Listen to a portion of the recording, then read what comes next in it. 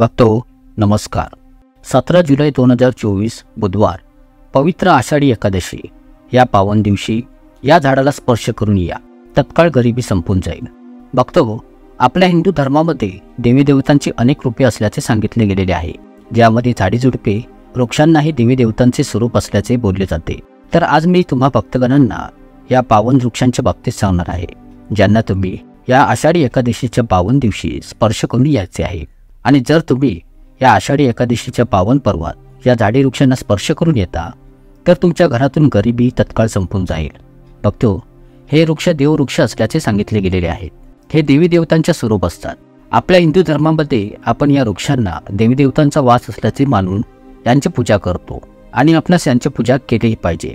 विज्ञान ही मान्य करते की ही झाडी रोपे मनुष्याला मुक्तपणे प्राणवायू प्रदान करतात आणि आपल्या मानवी जीवनातील जे पण दूषित वायू आहेत, सर्व प्रकारच्या ज्या पण नकारात्मक ऊर्जा असतात, त्यांना ही झाडी रोपे स्वयं आपल्या आतमध्ये शोषून घेतात आणि आपल्याला ताजेतवाने वातावरण प्रदान करतात। स्वतः उन्हातान्हात तापतात, पण मनुष्याला थंड सावली प्रदान करतात।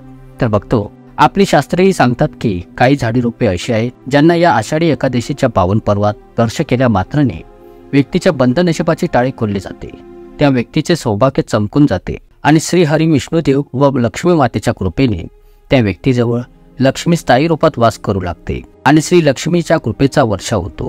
व्यक्तीजवळ लक्ष्मी स्थायी रूपात वास करू लागते। पूर्ण वर्षभर भरपूर जमून पैसा येत राहतो। भगवान श्री हरी विष्णूही अत्यंत प्रसन्न होतात। बघतो, हिंदू सनातनी धर्मशास्त्रांमध्ये झाडी वृक्षांना खूपच गुणकारी बोलले जाते। अनेक रोगांवर सटीक उपचार या झाडी झुडपांच्या जडीबुटींमध्ये दडलेले आहेत। एवढेच नव्हे तर स्वयं श्री हरी विष्णू अवतार श्रीकृष्णानेही गीतेमध्ये सांगितलेले आहे की या झाडी वृक्षांमधील पिंपळाच्या वृक्षामध्ये मी वास करतो। पिंपळाच्या वृक्षाला पूर्ण झाडी वृक्षांचा राजा बोलले जाते, कारण की या वृक्षाचे आयुष्य सर्वात अधिक जास्त असते। तर आपल्या शास्त्रांमध्ये बऱ्याचशा वृक्षांच्या महिमांचे वर्णन सांगितले गेलेले आहे। तर बघतो, ही जी आषाढी एकादशी आहे, या दिवशी बरेचसे दुर्लभ संयोगी जोडून येत आहेत। तर तुम्हाला या आषाढी एकादशीच्या दिवशी बस या वृक्षाला स्पर्श करून यायचे आहे। तुम्ही स्वयं डोळ्यांदखल तत्काळ आपली गरिबी मिटताना पाहाल आणि पूर्ण वर्षभर श्री लक्ष्मीच्या कृपेचा तुमच्यावर वर्षाव होत असल्याचे तुम्ही पाहू लागाल। कारण की बघतो, या वृक्षांमध्ये स्वयं श्री लक्ष्मीचा वास असल्याचे मानले जाते, ज्यांच्याविषयी मी आता आपणास सांगण्यात जात आहे। थोडक्यात स्पष्टपणे सांगायचे तर तुम्हाला या वृक्षाला स्पर्श केल्या मात्राने तुमच्या घरातून दारिद्र्यता, दुर्भाग्य तुमच्यापासून शेकडो दूर निघून जाईल। बघतो, काही झाडी वृक्ष रोपे असेही आहेत की ज्यांना पवित्र स्वर्ग लोकातून या भूतलावर मानवी कल्याणासाठी आणण्यात आलेले आहे आणि यांना फारच शुभ आणि पवित्र मानले जाते। तर बघतो, या आषाढी एकादशीच्या दिवशी तुम्हाला या झाडी रोपांना स्पर्श करून यायचे आहे आणि आपल्या जीवनातील ज्या पण अडचणी आहेत, कष्ट आहेत, रोग आहेत, भांडण क्लेश कला आहेत, जीवनात खूप साऱ्या समस्या आहेत, या सर्वांना समाप्त करण्यासाठी जर तुम्ही या स्पर्श करून येता तर या वृक्षांमध्ये अदृश्य रूपात अस्तित्वात असलेल्या दैविक शक्तींचा वासांचा प्रभाव तुमच्या जीवनावर पडतो। तुमच्या जीवनातून समस्यांचा अंत होऊन जातो आणि तुमच्या जीवनात सुख समृद्धी व आनंदाचा वास होऊ लागतो। त्यासोबत लक्ष्मीची कृपाही प्राप्त होते। परंतु बघतो, यास तुम्हाला संपूर्ण दृढ विश्वासाने स्पर्श मात्र नक्कीच करून यायचे आहे। बघतो, व्हिडिओला आपल्या फायद्यासाठी ध्यान देऊन लक्षपूर्वक पाहत राहा। माहितीला अगदी बारकाईने समजून घ्या व लक्षपूर्वक ध्यानात ठेवून या आषाढी एकादशीच्या दिवशी अंमलात आणा। स्वामी सेवा चॅनलचा उद्देश आहे जनहित आणि जनकल्याण। या तर मग जाणून घेऊयात त्या पवित्र वृक्षांच्या विषयी। नंबर 1 ला येथे बघतो, आपल्या शास्त्रांमध्ये सांगितले गेलेले आहे ते आहे पारिजातचे झाड, जे की श्री लक्ष्मीला अत्यंत प्रिय आहे। या पारिजातची फुले खूपच सुगंधित असतात। ही फुलं फक्त रात्रीच फुलतात आणि असे मानले जाते की यांना घरात स्थान दिल्याने घरामध्ये शांती बनून राहते। तर बघतो, हा जो पारिजातचा वृक्ष असतो खूपच उत्तम वृक्ष मानला जातो, कारण की हा वृक्ष समुद्र मंथनातून उत्पन्न झाला होता। बघतो, पारिजातला हार शृंगारही बोलले जाते की पारिजात वृक्ष समुद्र मंथनातून उत्पन्न झालेला होता आणि यास देवराज इंद्राच्या नंदनवनात स्थापित केले गेलेले होते। भक्त, या वृक्षाला भूतलावर घेऊन येण्याचे श्रेय श्रीहरी विष्णूंचा अवतार भगवान श्रीकृष्णांना जाते। भागवत पुराणांच्या कथांच्या अनुसार एकदा श्रीकृष्ण आपले पटराणी रुक्मिणी सोबत होते, तेव्हा नारद मुनी आपल्या हातामध्ये पारिजातची फुले घेऊन आले आणि ती फुले रुक्मिणीला दिली। रुक्मिणीने पारिजातच्या या फुलांना आपल्या केसात माळले, ज्यांना पाहून श्रीकृष्णांची दुसरी पत्नी सत्यभामाने या पारिजातच्या फुलांच्या पूर्ण वृक्षाची मागणी केली। त्यानंतर श्रीकृष्णाने इंद्रजीत जवळ पूर्ण पारिजातच्या वृक्षास देण्यासाठी विनंती केली, परंतु इंद्रदेवाने त्यांची विनंती धुडकावून लावली। त्यानंतर सत्यभामाच्या जिद्दीमुळे भगवान श्रीकृष्णाने गरुडावर आरूढ होऊन स्वर्गलोकी आक्रमण केले। या युद्धामध्ये सत्यभामा आणि श्रीकृष्णांनी एकत्र मिळून युद्ध केले, तसेच सर्व देवतांचा पराभव केला आणि स्वयं श्रीकृष्णाने इंद्रदेवाच्या हातांना पकडून त्याचे वज्रशस्त्र स्तंभित केले। शेवटी हार मानून इंद्रदेवाला पारिजातचा वृक्ष सत्यभामाला सुपूर्द करावा लागला आणि त्यानंतर हा पारिजात वृक्ष या मानवी भूतलावर मानवी कल्याणासाठी अस्तित्वात आणण्यात आला। फक्त अशामध्ये बोलले जाते की मनुष्याच्या शरीरामध्ये किती जास्त प्रमाणात थकावट असो आणि जर तुम्ही या वृक्षाला स्पर्श करता तर बघतो तुमच्या शरीरामध्ये जेवढी पण थकावट आहे, ताणतणाव आहे, तो सर्व या वृक्षाला स्पर्श करताच हळूहळू उतरू लागतो। हळूहळू तुम्ही ताजेतवाने झाल्यासारखे जाणवू लागाल। फक्त या वृक्षाच्या खाली आषाढी एकादशीच्या दिवशी तुम्हाला जायचे आहे आणि तुम्हाला याच्या मुळाशी शुद्ध देशी तुपाचा दिवा प्रज्वलित करायचा आहे। आणि जर तुम्ही तुपाचा दिवा लावण्यास समर्थ नसाल तर काहीच हरकत नाही, तुम्ही कोणत्याही तेलाचा दिवा अगदी शुद्ध अंतःकरणापासून प्रज्वलित करू शकता। आणि यासोबत तुम्हाला करायचे काय आहे की एक लवंग व एक कापराचा तुकडा या वृक्षाच्या मुळाशी ठेवून आपली मनोवांछित इच्छा बोलायची आहे आणि नंतर या वृक्षाला तुम्ही स्पर्श करायचे आहे आणि या वृक्षाला लोण्याचा भोग प्रसाद अर्पण करायचा आहे। कारण की बघतो बोलले जाते की या पारिजातच्या वृक्षावर स्वयं भगवान श्री हरी विष्णू आणि श्री लक्ष्मीचा निवास असतो। तर या स्पर्श करताच जर तुमच्या जीवनामध्ये कोणत्याही प्रकारची नजरदोष, वाईट शक्तींचा प्रभाव किंवा मग कोणाची हाय लागली असेल, ज्यांच्या कारणामुळे तुमच्या बंद नशिबाची टाळे खोलली जात नाही, काहीच मार्ग सापडत नाहीत आणि तुम्ही इच्छित आहे की तुमच्या बंद नशिबाची टाळे खोलले जावे आणि तुमच्यावर हाय, नजरदोष, पीडा संपून जावी, तसेच जर तुम्हाला शनिदोष लागलेला आहे तो संपून जावा, तर या वृक्षाला स्पर्श करून बघतो तुम्हाला तुमची प्रार्थना बोलायची आहे। मग ती काही असो आणि मग शेवटी ती लवंग व कापूर तुम्ही प्रज्वलित करायचं आहे आणि मग बघतो तुम्हीच पाहाल की त्या क्षणी तुम्हाला तुमचे शरीर, मन हलके होत असल्याचे पाहू लागाल आणि तुमच्यावरील हाय, नजरदोष, शनिदोष, ग्रहदोष, पीडा या सर्व काही संपून जाईल। सोबतच गरिबीचा अंत हळूहळू होत जाईल। जीवनात धन समृद्धीची बरकत होत असल्याचे तुम्ही पाहू लागाल।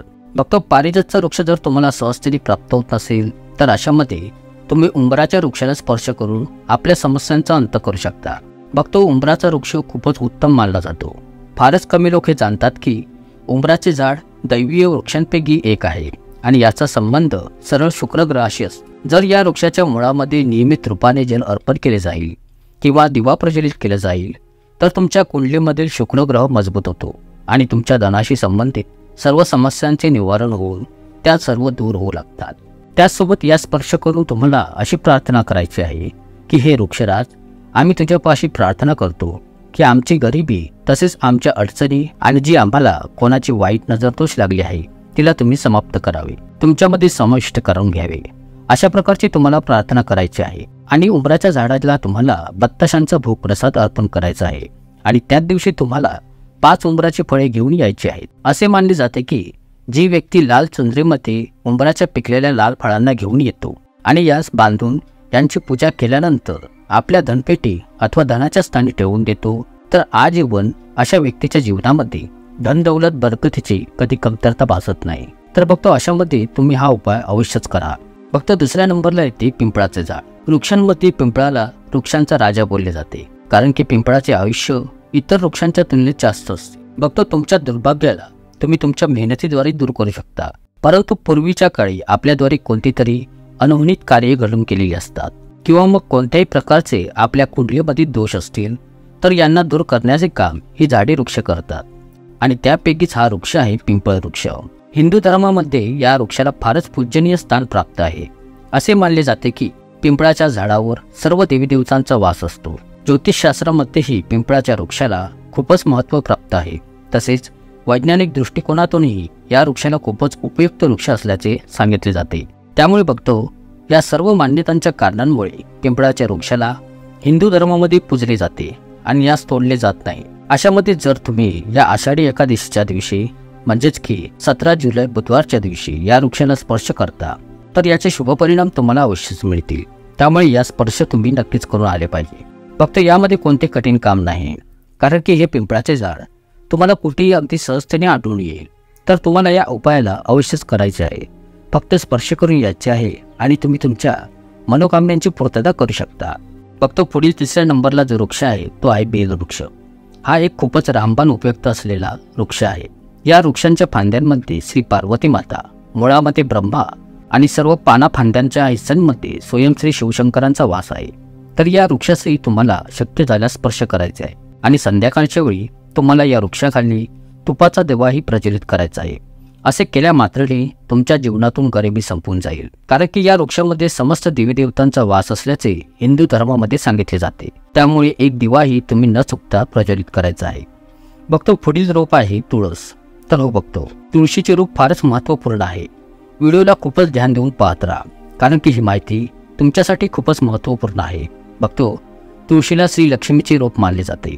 स्वयं लक्ष्मी यामध्ये वास करते आणि हे श्रीहरी विष्णूंनाही अत्यंत प्रिय आहे.